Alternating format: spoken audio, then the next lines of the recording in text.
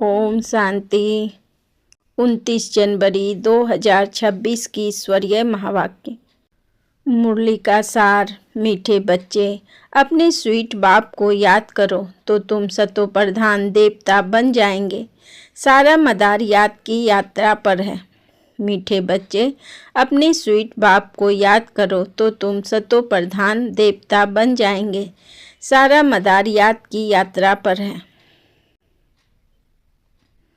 प्रश्न, जैसे बाप की कशिश बच्चों को होती है, वैसे किन बच्चों की कशिश सबको होगी? उत्तर, जो फूल बने हैं। जैसे छोटे बच्चे फूल होते हैं, उन्हें विकारों का पता ही नहीं, तो वह सबको कशिश करते हैं ना। ऐसे तुम बच्चे भी जब फूल अर्थात पवित्र बन जाएंगे तो सबको कशिश होगी। तुम्हारे में विकारों का कोई भी कांटा नहीं होना चाहिए। ओम शांति। रूहानी बच्चे जानते हैं कि यह पुरुषोत्तम संगम युग है।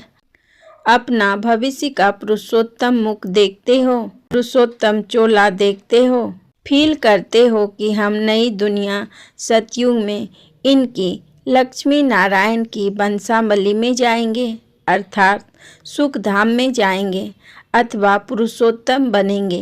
बैठे बैठे यह विचार आते हैं। स्टूडेंट जो पढ़ते हैं तो जो दर्जा पढ़ते हैं वह जरूर बुद्धि में होगा ना, मैं बैरिस्टर या फलाना बनूंगा। वैसे तुम भी जब यहाँ बैठते हो तो यह जानते हो हम विष्णु डिनास्टी में जाएंगे। विष्णु के दो रूप हैं, लक्ष्मी नारायण, देवी देवता। तुम्हारी बुद्धि अभी अलौकिक है और कोई मनुष्य की बुद्धि में यह बातें रमन नहीं करती होगी। तुम बच्चे की बुद्धि में यह सब बातें हैं। यह कोई कॉमन सत्संग नहीं है।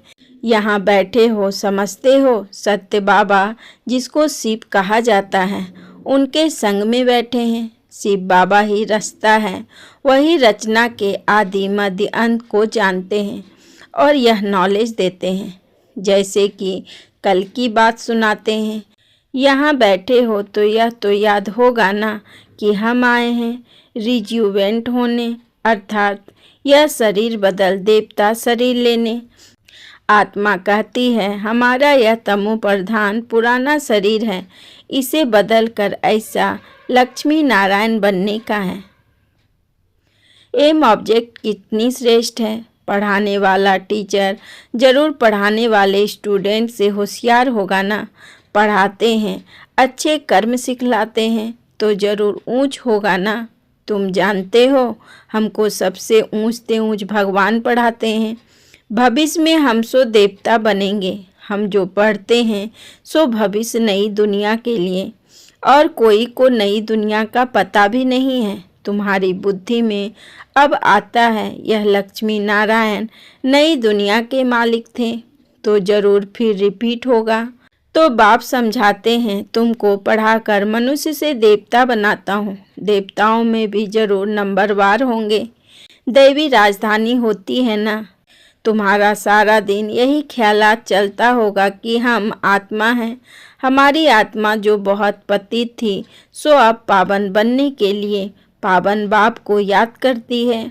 याद का अर्थ भी समझना है। आत्मा याद करती है अपने स्वीट बाप को। बाप खुद कहते हैं बच्चे, मुझे याद करने से तुम सतो प्रधान देवता बन जाएंगे। सारा मदार याद की यात्रा पर है। बाप जरूर पूछेंगे ना, बच्चे कितना समय याद करते हो। याद करने में ही माया की लड़ाई होती है। तुम खुद समझते हो यह यात्रा नहीं परंतु जैसे कि लड़ाई है। इसमें विघ्न बहुत पड़ते हैं। याद की यात्रा में रहने में ही माया विघ्न डालती है, अर्थात याद भुला देती है। कहते भी हैं बाबा हमको आपकी याद में रहने में माया के तूफान बहुत लगते हैं। नंबर 1 तूफान है देह अभिमान का, फिर है काम क्रोध लोभ मोह। आज काम का तूफान, कल क्रोध का तूफान, लोभ का तूफान आया। आज हमारी अवस्था अच्छी रही, कोई भी तूफान नहीं आया। याद की यात्रा में सारा दिन रहे, बड़ी खुशी थी। बाबा को बहुत याद किया। याद में प्रेम के आंसू बहते रहते हैं। बाप की याद में रहने से तुम मीठे बन जाएंगे।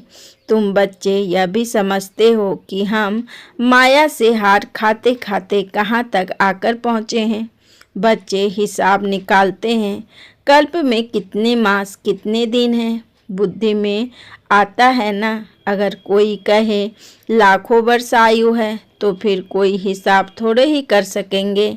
बाप समझाते हैं यह सृष्टि का चक्र फिरता रहता है। इस सारे चक्र में हम कितने जन्म लेते हैं, कैसे डिनाइस्टी में जाते हैं, यह तो जानते हो ना। यह बिल्कुल नई बातें, नई नॉलेज है नई दुनिया के लिए।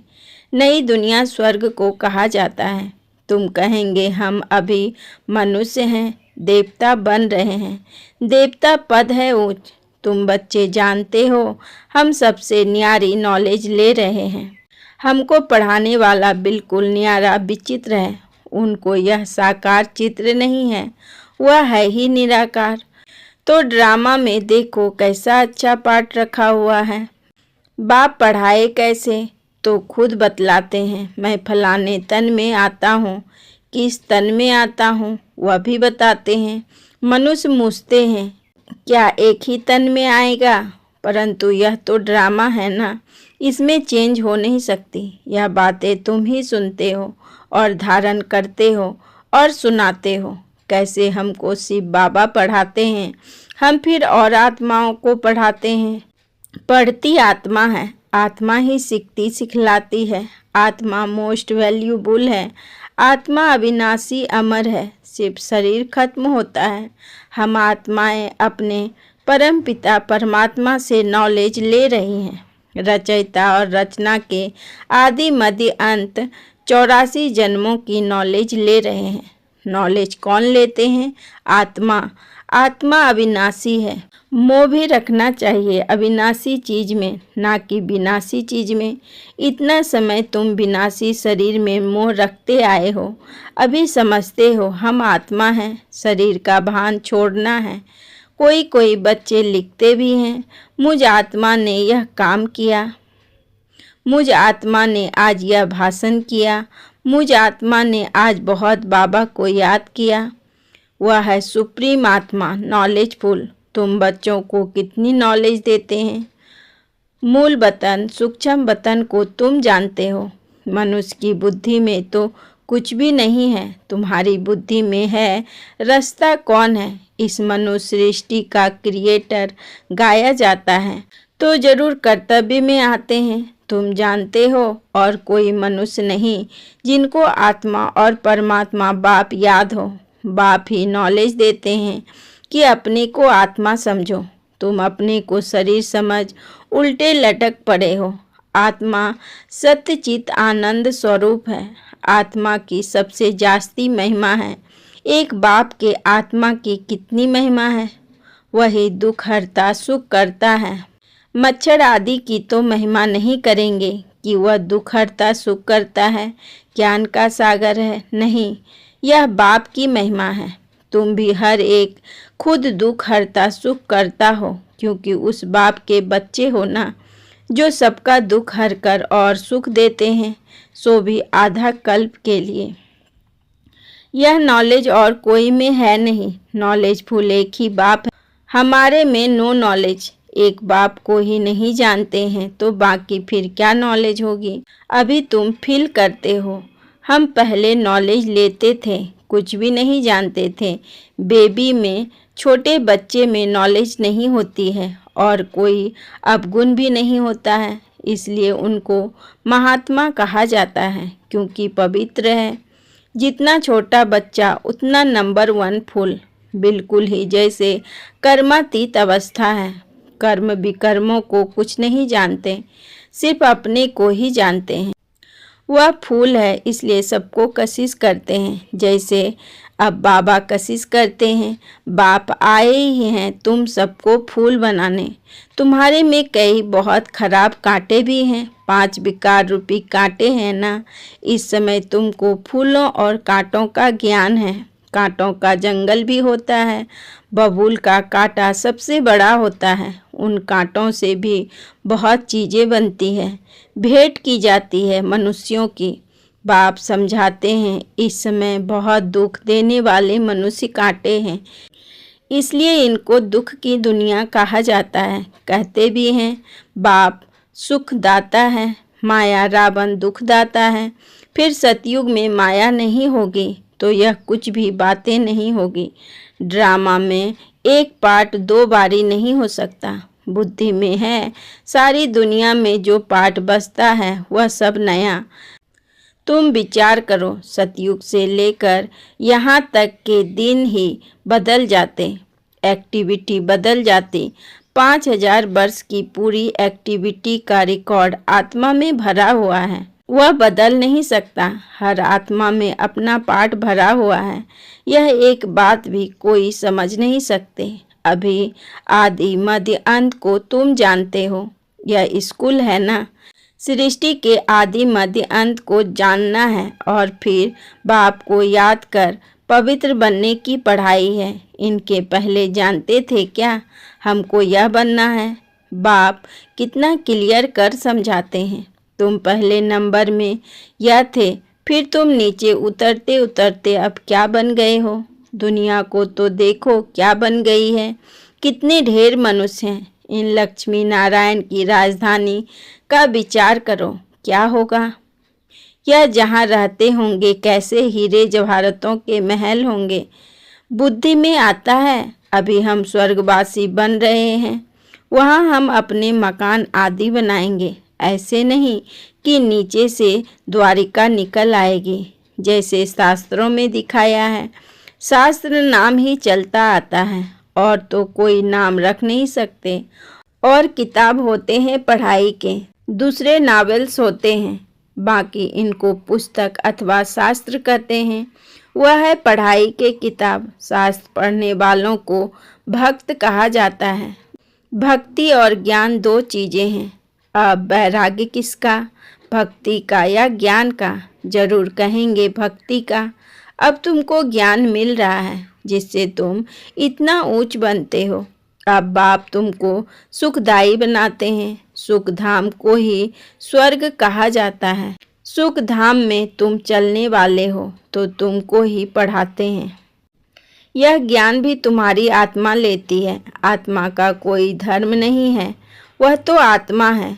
फिर आत्मा जब शरीर में आती है तो शरीर के धर्म अलग होते हैं।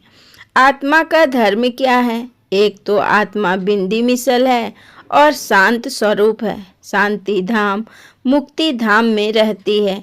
अब बाप समझाते हैं सब बच्चों को हक है। बहुत बच्चे हैं जो और धर्मों में कन्वर्ट हो गए हैं, वह फिर निकल कर अपने असली धर्म में आ जाएंगे। जो देवी देवता धर्म छोड़ दूसरे धर्म में गए हैं वह सब पत्ते लौट कर आ जाएंगे अपनी जगह पर। इन सब बातों को और कोई समझ नहीं सकेंगे। पहले पहले तो बाप का परिचय देना है, इसमें ही सब मुझ पड़ते हैं। तुम बच्चे जानते हो अभी हमको कौन पढ़ाते हैं? बाप पढ़ाते हैं। श्री कृष्ण तो देहधारी है, इनको ब्रह्मा को दादा कहेंगे। सब भाई भाई है ना। फिर है मर्तबे के ऊपर, यह भाई का शरीर है, यह बहन का शरीर है, यह भी अब तुम जानते हो। आत्मा तो एक छोटा सा सितारा है। इतनी सब नॉलेज छोटे सितारे में है। सितारा शरीर के सिवाय बात भी नहीं कर सकता। सितारे को पाठ बजाने के लिए अंग भी चाहिए। सितारों की दुनिया ही अलग है। फिर यहाँ आकर आत्मा शरीर धारण करती है, वह है आत्माओं का घर। आत्मा छोटी बिंदी है, शरीर बड़ा चीज़ है, तो उनको कितना याद करते हैं। अभी तुमको याद करना है एक परम पिता परमात्मा को। यही सत्य है। जबकि आत्माओं और परमात्मा का मेला होता है। गायन भी है, आत्माएं परमात्मा अलग रहे बहुकाल।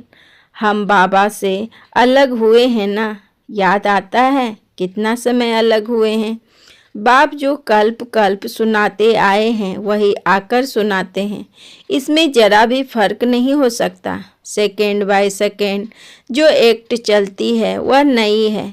एक सेकेंड पास होता है, मिनट पास होता है, उनको जैसे छोड़ने जाते हैं पास हो जाता है, ताकि कहे इतने वर्ष, इतने दिन, मिनट, इतने सेकेंड पास कर आए हैं।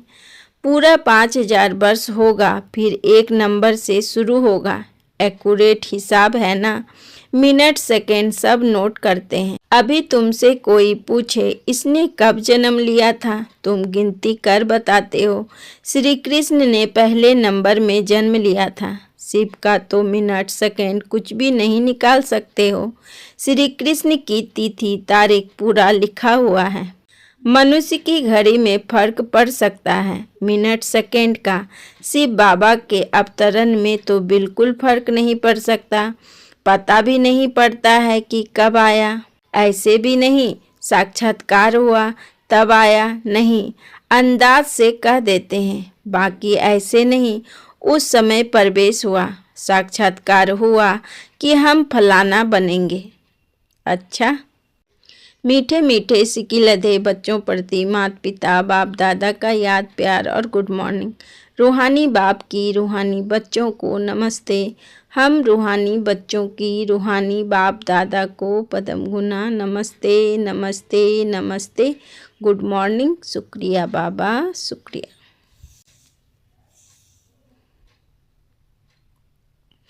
धारणा के लिए मुख्य सार।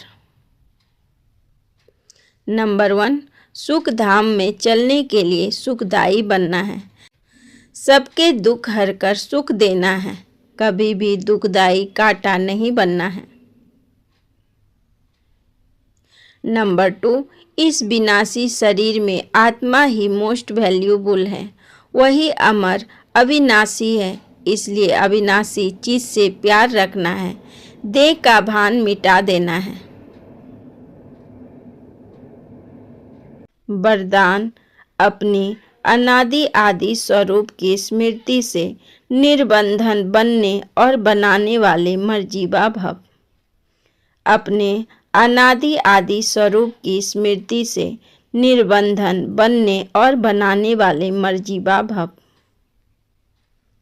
विस्तार में बाबा ने कहा, जैसे बाप लोन लेता है, बंधन में नहीं आता, ऐसे आप मर्जीवा जन्म वाले बच्चे शरीर के, संस्कारों के, स्वभाव के बंधनों से मुक्त बनो।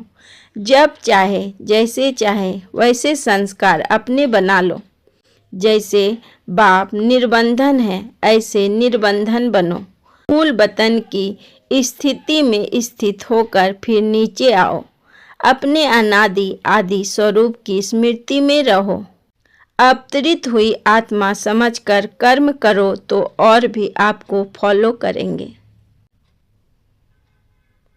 स्लोगन, याद की वृत्ति से वायुमंडल को पावरफुल बनाना, यही मनसा सेवा है। याद की वृत्ति से वायुमंडल को पावरफुल बनाना, यही मनसा सेवा है। आपको आज की मुरली का सार कैसा लगा, कमेंट में ज़रूर लिखकर बताएं। आपको आज की कौन सी पॉइंट सबसे ज़्यादा टच हुई। अगर वीडियो अच्छा लगा हो तो लाइक, शेयर और सब्सक्राइब करें। कल फिर मिलेंगे नई मुरली के साथ। ओम शांति।